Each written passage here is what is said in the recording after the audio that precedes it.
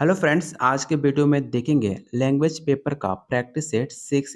इससे पहले हमने 5 प्रैक्टिस सेट कर रखा है जो आपके बिहार बीपीएससी टीचर 2.0 के लिए अत्यंत महत्वपूर्ण है। अगर आप बीपीएससी पास करना चाहते हो तो आपको लैंग्वेज पेपर क्वालिफाई करना होगा। चलिए शुरू करते हैं आज का पहला क्वेश्चन। लेकिन उससे पहले आप लोगों से रिक्वेस्ट है कि प्लीज़ अगर आप चाहते हो कि इसी तरह आप लोग को लैंग्वेज पेपर का प्रैक्टिस सेट कराया जाए तो आप लोग का रिक्वेस्ट है कि जितना हो सके वीडियो को शेयर कीजिए अपने दोस्त और अपने ग्रुप्स में। और जितने लोग आप देख रहे हो कम से कम एक वीडियो को लाइक होना चाहिए, तभी आप लोग के लिए डेली एक लैंग्वेज पेपर का प्रैक्टिस सेट डेली लाया जाएगा। चलिए शुरू करते हैं आज का पहला क्वेश्चन। पहला क्वेश्चन है, अनुस्वार किसका कार्य करता है? ऑप्शन है विसर्ग का, चंद्रबिंदु का, या ऑप्शन सी पंचम वर्ण का, या ऑप्शन डी आपका स्वर का। तो याद रखिएगा अनुस्वर जो होता है आपका पंचम वर्ण का कार्य करता है। जैसे म का, मेल का, भ का किसी भी व्यंजन वर्ग होने पर म उसी वर्ग के पंचमाक्षर अर्थात अनुस्वर में बदला जाता है। इसलिए इसका राइट आंसर ऑप्शन आपका सी होगा, पंचम वर्ण का। क्वेश्चन सेकंड कह रहा है, पद क्रम की दृष्टि से कौन सा वाक्य शुद्ध है? आपको बताना है कि इस 4 सेंटेंस में कौन सा वाक्य आपका शुद्ध है। इसका राइट आंसर ऑप्शन आपका ए हो जाएगा, विराट तेज खेलता है। तो ऑप्शन ए आपका राइट आंसर होगा। ऐसे क्वेश्चन आपको एग्जाम में कंफ्यूज कर सकते हैं, इसलिए मैं बार बार कह रहा हूँ कि आप जितना प्रैक्टिस करोगे आपका पेपर काफ़ी अच्छा जाएगा। चलते हैं क्वेश्चन थर्ड पे। क्वेश्चन थर्ड कह रहा है, शुद्ध वर्तनी का चयन कीजिए। इस 4 ऑप्शन में कौन सा शुद्ध ऑप्शन है आपको बताना है। इसका राइट आंसर ऑप्शन आपका ए हो जाएगा। काफ़ी इजी सवाल है, आप सबको पता होगा, ऑप्शन ए आपका राइट आंसर हो जाएगा।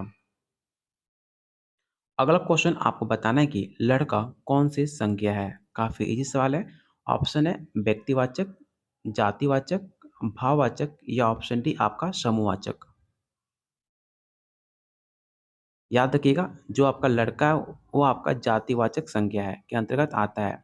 जिन संज्ञाओं से एक ही प्रकार की वस्तुओं या व्यक्तियों का बोध हो उन्हें जातिवाचक संज्ञा कहा जाता है। जैसे मनुष्य, घर, पहाड़, नदी, ये सारे आपके जातिवाचक संज्ञा है। इसलिए इसका राइट आंसर ऑप्शन आपका बी हो जाएगा। क्वेश्चन 5 कह रहा है, निम्नलिखित प्रश्न में 4 विकल्प में से उस विकल्प का चयन करें जो सर्वनाम के भेद का सही विकल्प है। वाक्य है, जिसको हमने बुलाया था वो आया है। आपको बताना है कि सर्वनाम के किस भेद का इसे उदाहरण माना जाएगा इस सेंटेंस को। ऑप्शन है निश्चयवाचक, संबंधवाचक, उत्तम पुरुष, या ऑप्शन डी आपका निजवाचक।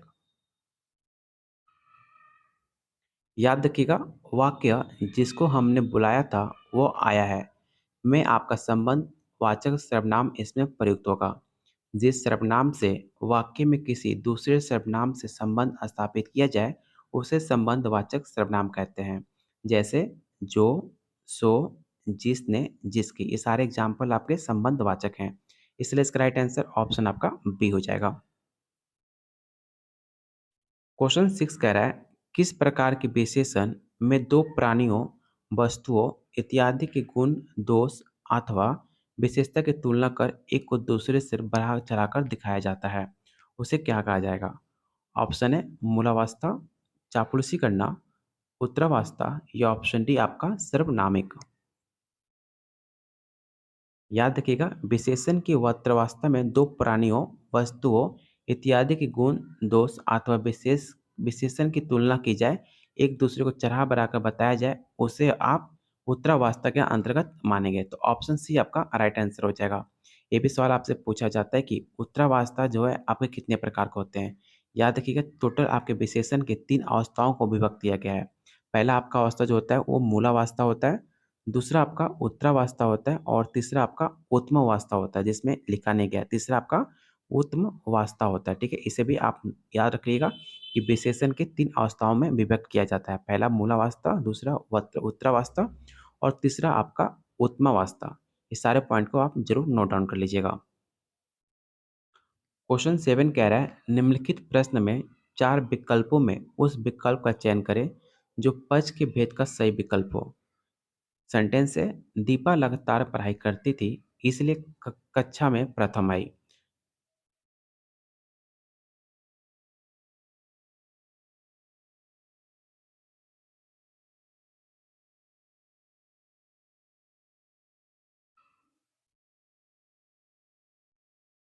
इसका राइट आंसर ऑप्शन आपका ए हो जाएगा। क्वेश्चन 8 कह रहा है रूप का अनुसार क्रिया विशेषण कितने प्रकार के होते हैं। काफी इंपॉर्टेंट क्वेश्चन है, इसे आप जरूर याद रखिएगा कि रूप के अनुसार क्रिया विशेषण के कितने प्रकार होते हैं आपको बताना है।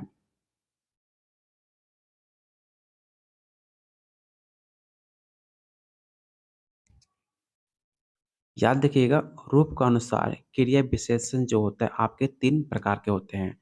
कौन कौन से? तो पहला आपका मूल क्रिया विशेषण होता है, दूसरा आपका यौगिक क्रिया विशेषण और तीसरा स्थानीय क्रिया विशेषण होता है। इस सारे पॉइंट को आप जरूर याद रखिएगा। चलते हैं क्वेश्चन 9 पर। क्वेश्चन 9 कह रहा है मंत्री शब्द का लिंग क्या है आपको बताना है।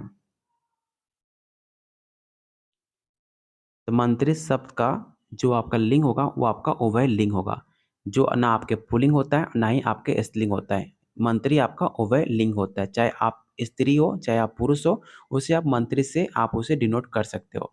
इसलिए इसका आप एग्जाम्पल बात की जाए तो राष्ट्रपति, राष्ट्रपति एक मंत्री है, प्रधानमंत्री तो आपका स्त्रीलिंग भी हो सकता है और पुल्लिंग हो सकता है। इसलिए जो मंत्री होगा वो आपका उभय लिंग होगा, इसे आप जरूर याद रखिएगा। क्वेश्चन 10 कह रहा है निम्नलिखित में कौन सा शब्द दोनों वचनों में समान रहता है। ऑप्शन है कथा, सरसों, लता या ऑप्शन डी आपका कुटी। याद रखिएगा जो आपका शब्द है सरसों दोनों वचनों में एक वचन तथा बहुवचन में दोनों समान होता है। ऐसा शब्द है जिसे आप एक वचन में सरसों लिखोगे और बहुवचन में भी सरसों लिखा जा सकता है। इसलिए ऑप्शन बी आपका राइट आंसर हो जाएगा। क्वेश्चन 11 कह रहा है निम्नलिखित में कौन सा वाक्य पूर्ण भूतकाल का उदाहरण है। ऑप्शन है वे गए, वे खा रहे थे, ऑप्शन सी है वो आए थे या ऑप्शन डी वे सोकर उठे हैं। याद रखिएगा क्रिया के उस रूप को पूर्ण भूतकाल कहते हैं जिससे क्रिया की समाप्ति के समय का स्पष्ट बोध होता है या क्रिया को समाप्त हुए काफी समय बीता हो। वह आए थे इसमें पूर्ण भूतकाल का उदाहरण माना जाता है। इसलिए इसका राइट आंसर ऑप्शन आपका सी हो जाएगा। चलते हैं क्वेश्चन 12 पे। क्वेश्चन 12 कह रहा है निम्नलिखित में क्रमवाच्य वाला वाक्य चुनिए। आपको बताना है कि इन चार ऑप्शन में कौन सा ऐसा ऑप्शन है जो आपके क्रमवाच्य वाला वाक्य है। तो इसका राइट आंसर ऑप्शन आपका सी हो जाएगा। बिल्ली के हाथों चूहा मारा गया। याद रखिएगा क्रिया के उस रूपांतर को क्रमवाच्य कहते हैं जिसमें वाक्य के क्रम की प्रधानता का बोध हो। जैसे आपके बिल्ली के हाथों चूहा मारा गया, ये एग्जाम्पल आपके क्रमवाच्य का है। तो ऑप्शन सी आपका राइट आंसर हो जाएगा। क्वेश्चन 13 कह रहा है मेरे हाथ में लेखनी है। वाक्य में कौन सा उपसर्ग है आपको बताना है। ऑप्शन है कर्म, अपदान, अधिकरण या ऑप्शन डी आपका संप्रदान। इसका राइट आंसर ऑप्शन आपका सी हो जाएगा। संज्ञा या सर्वनाम के जिस रूप से वाक्य के अन्य शब्दों विशेष कर क्रिया का संबंध ज्ञात हो उसे कारक कहते हैं। इसे भी आप जरूर याद रखिएगा, आप एग्जाम के दृष्टिकोण से काफी महत्वपूर्ण है। क्वेश्चन 14 कह रहा है दावा किस भाषा का शब्द है। काफी इजी सवाल है, आपको पता होगा कि दावा किस भाषा का शब्द है। तो दावा आपका एक फारसी शब्द है, ठीक है, इसे आप जरूर याद रखिएगा। ऑप्शन आपका सी राइट आंसर हो जाएगा। चलते हैं क्वेश्चन 15 पर। क्वेश्चन 15 आपको बताना है कि निम्न में कौन सा शब्द आपका तद्भव है। आपको बताना है कि कौन सा शब्द आपका तद्भव है। ऑप्शन है योगी, ऑप्शन बी है यौन, ऑप्शन सी है जीव या ऑप्शन डी आपका जीर्ण। याद रखिएगा प्रश्नगत विकल्प में जीव शब्द आपका तद्भव है जिसका तत्सम रूप आपका जीवा होता है। अन्य सारे एग्जाम्पल जो आपके ऑप्शन दिए गए हैं वो सारे आपके तत्सम रूप है सिवाय आपके जीव के। इसलिए इसका राइट आंसर ऑप्शन आपका सी होगा, जीव आपका तद्भव शब्द है, बाकी आपके सब तत्सम शब्द है, इसे भी आप जरूर याद रखिएगा। क्वेश्चन 16 कह रहा है निम्न में कौन सा शब्द आपका देशज है। आग, बच्चा, खिड़की या ऑप्शन डी आपका फूल। काफ़ी कंफ्यूज क्वेश्चन है, इसमें बहुत बच्चे गलती भी कर सकते हैं। याद रखिएगा, वे शब्द जिनकी उत्पत्ति का पता नहीं चलता उसे देशज शब्द कहा जाता है। जैसे खिड़की, खिचड़ी, लोटा, ठेठ, पगड़ी, ये सारे एग्जाम्पल आपके देशज के हैं। इसलिए इसका राइट आंसर ऑप्शन आपका सी होगा, खिड़की। आप लोगों से रिक्वेस्ट है कि अगर आप वीडियो देख रहे हो, आपको वीडियो पसंद आ रही हो, अगर आप चाहते हो कि इसी तरह आप लोग के लिए डेली एक लैंग्वेज पेपर का प्रैक्टिस सेट लाया जाए, जो आपके एग्जाम के दृष्टिकोण से काफ़ी महत्वपूर्ण हो, तो प्लीज़ वीडियो को जितने लोग आप देख रहे हो, एक बार वीडियो को लाइक और सारे लोग आप लोग अपने ग्रुप्स में अपने फ्रेंड्स को वीडियो को एक बार ज़रूर शेयर कर दीजिएगा। अगर पहली बार आप चैनल पे विजिट कर रहे हैं, तो प्लीज़ आप लोगों से रिक्वेस्ट है कि चैनल को ज़रूर एक बार सब्सक्राइब कर लीजिए। आपको हमेशा यहाँ पर न्यूज़ और कंटेंट हमेशा अपडेट आपको मिलता रहेगा। चलते हैं क्वेश्चन 17 पर। क्वेश्चन 17 कह रहा है, छायादार शब्द किसका उदाहरण है? तत्सम का, या देशज का, या विदेशज का, या ऑप्शन डी आपका संकर का। याद रखिएगा, छायादार शब्द आपके संकर शब्द का उदाहरण है, जो दो भिन्न स्रोतों से आए शब्दों से मिलकर बना है। नए शब्द को संकर शब्द कहते हैं। जैसे अगर उदाहरण की बात की जाए, तो जो आपका अगर रेलगाड़ी हो, तो रेल जो है आपका अंग्रेजी है, बाकी गाड़ी आपका हिंदी शब्द है, तो दोनों मिलकर आपका रेलगाड़ी बन गए। ऐसे शब्द को हम संकर शब्द कहते हैं।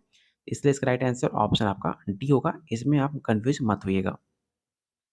क्वेश्चन 18 कह रहा है, पुलिस ने मेहमानों से ही एक व्यक्ति को पकड़ा और उस पर चोरी का डैश लगाया। उपयुक्त शब्द का चयन कीजिए। ऑप्शन है दोष, दोषारोपण, अभियोग, या ऑप्शन डी आपका दंड। तो दिए गए वाक्य में अरिक्त स्थान पर अवयव का प्रयोग होगा। अतः पूर्ण वाक्य ये हो सकता है कि पुलिस ने मेहमानों से एक व्यक्ति को पकड़ा और उस पर चोरी का अभियोग लगा दिया। तो ऑप्शन आपका सी राइट आंसर हो जाएगा। क्वेश्चन 19 कह रहा है, बैठक शब्द में कौन सा प्रत्यय है? आपको बताना है कि इस चार ऑप्शन में कौन सा ऐसा शब्द है जिसमें आपको बैठक का प्रत्यय यूज किया गया है। इसका राइट आंसर ऑप्शन आपका डी हो जाएगा। बैठक शब्द में क आपका प्रत्यय है। क प्रत्यय से बनने वाले अन्य शब्द, जैसे आपका एग्जाम्पल में हो गया घटक, शतक, सप्तक, ये सारे एग्जाम्पल आपका क प्रत्यय का है। इसलिए आप याद रखिएगा, ऑप्शन आपका डी राइट आंसर हो जाएगा। क्वेश्चन 20 कह रहा है, राग शब्द का विलोम क्या है? काफी इजी सवाल है। आपको बताना है कि राग जो शब्द है उसका विलोम क्या होगा। राग का विलोम शब्द आपका विराग होगा, जबकि अनुराग का राग होगा। ठीक है, तो राग का क्या होगा? तो ऑप्शन आपका बी राइट आंसर होगा, विराग। वही बात कीजिए अनुराग का, तो अनुराग का आपका समानार्थी हो जाएगा राग। ठीक है, इसका आपका राग हो जाएगा अनुराग का।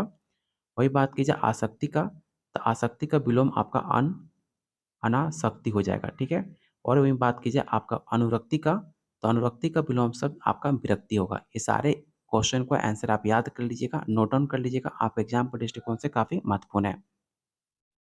चलते हैं क्वेश्चन 21 पर। क्वेश्चन 21 कह रहा है, इनमें से कौन सा शब्द उच्च का समानार्थी नहीं है? आपको नहीं बताना है, समानार्थी नहीं है आपको बताना है। ऐसे क्वेश्चन को आप पहले नोट डाउन कर लीजिएगा, हाईलाइट कर लीजिएगा, क्योंकि आपको नहीं बताना है। इसमें आपको बहुत गलती हो सकता है।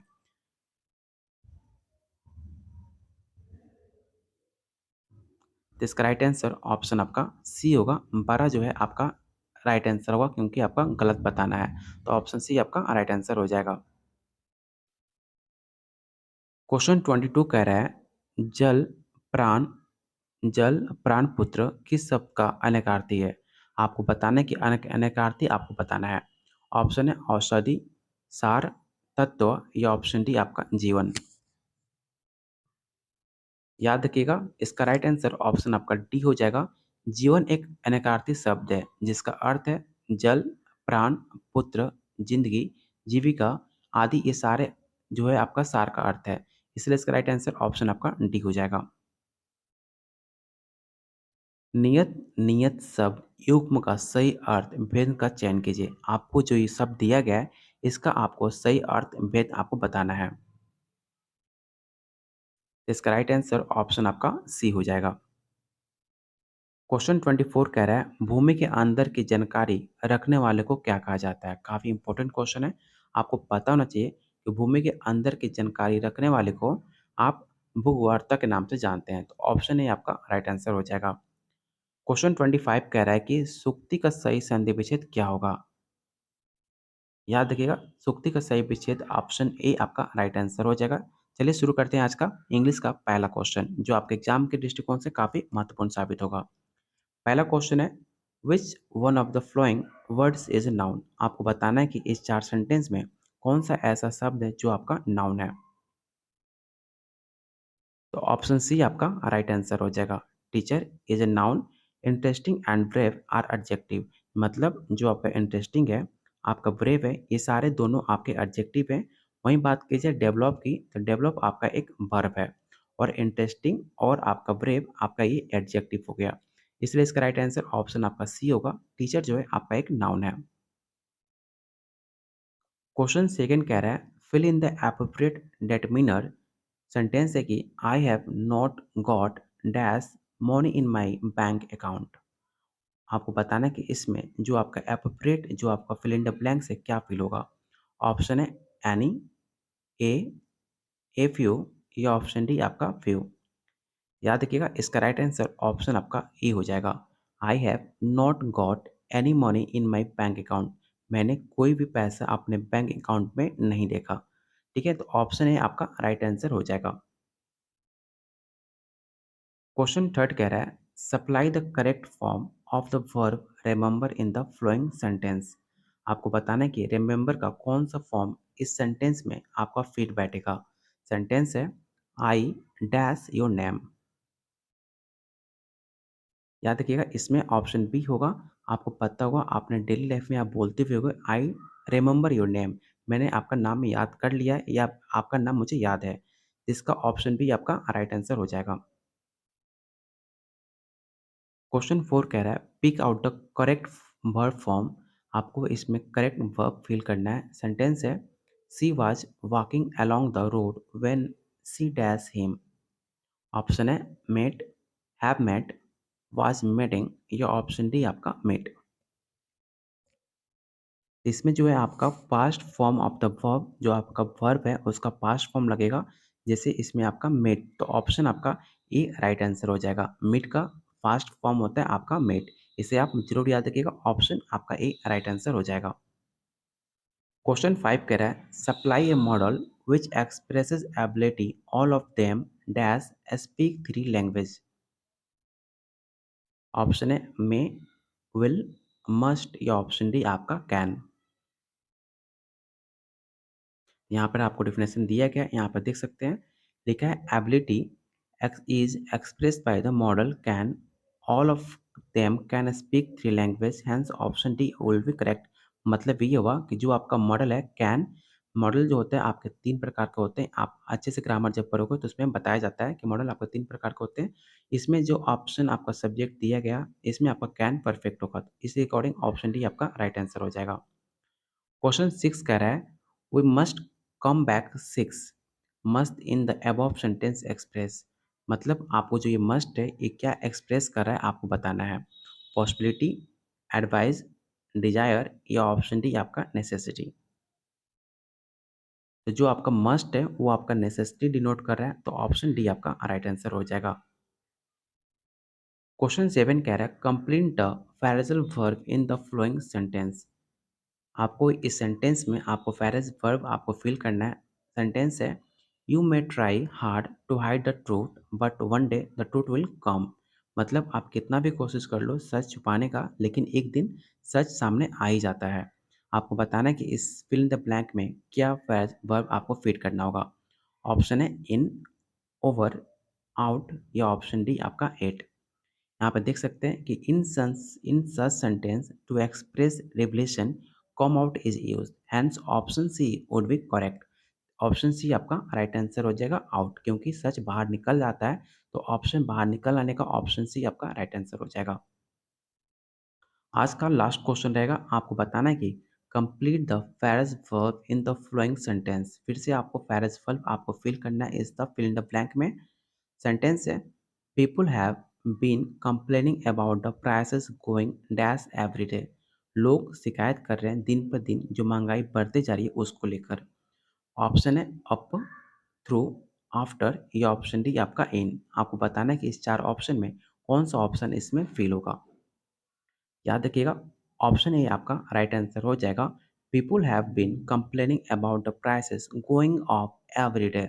मतलब दिन पे दिन आपके जो प्राइस है वो बढ़ते जा रहा है, इसलिए लोग आपका शिकायत कर रहे हैं इसको लेकर। तो ऑप्शन ए आपका राइट आंसर हो जाएगा। टोटल मैंने जितने क्वेश्चन कराए, आई थिंक टोटल मैंने 33 क्वेश्चन आपको मैंने कराया अभी। आपको बताना है कि टोटल 33 क्वेश्चन में आपने कितने सही क्वेश्चन अटेम्प्ट करे। इससे आपको आइडिया लगेगा कि आपकी तैयारी कैसे चल रही है, आपको और कितनी मेहनत करनी है। अगर आप चाहते हो कि इसी तरह आप लोग के लिए डेली एक लैंग्वेज पेपर का प्रैक्टिस सेट कराया जाए, जो आपके एग्ज़ाम अगर आप क्वालीफाई नहीं करते हो, तो आपका बीपीएससी का मेरिट लिस्ट नहीं बनेगा। अगर आप चाहते हो कि इसी तरह आप लोग के लिए डेली एक लैंग्वेज पेपर का प्रैक्टिस सेट कराया जाए, तो आप लोगों से रिक्वेस्ट है कि प्लीज़ वीडियो को जितने लोग आप देख रहे हो, एक बार वीडियो को लाइक और सारे लोग एक बार अपने फ्रेंड्स के पास या अपने ग्रुप्स में वीडियो को ज़रूर शेयर कर दीजिएगा। और जिन्होंने चैनल को सब्सक्राइब नहीं किया अभी तक, तो प्लीज़ आप लोगों से रिक्वेस्ट है चैनल को ज़रूर सब्सक्राइब कर लीजिएगा। इसमें आपको फ़ायदा होगा, हर सब्जेक्ट का एक कंटेंट आपको फ्री में दिया जाएगा। अगर आपके पास कोई डाउट हो, कोई सजेशन हो, तो आप कमेंट कर सकते हैं, उस पे आपके अमल किया जाएगा, आपको रिप्लाई ज़रूर दिया जाएगा। तब तक वीडियो को लाइक और शेयर कीजिए और अपने दोस्तों के साथ शेयर करना बिल्कुल मत भूलिएगा। बहुत जल्द मिलते हैं अगले क्लास में।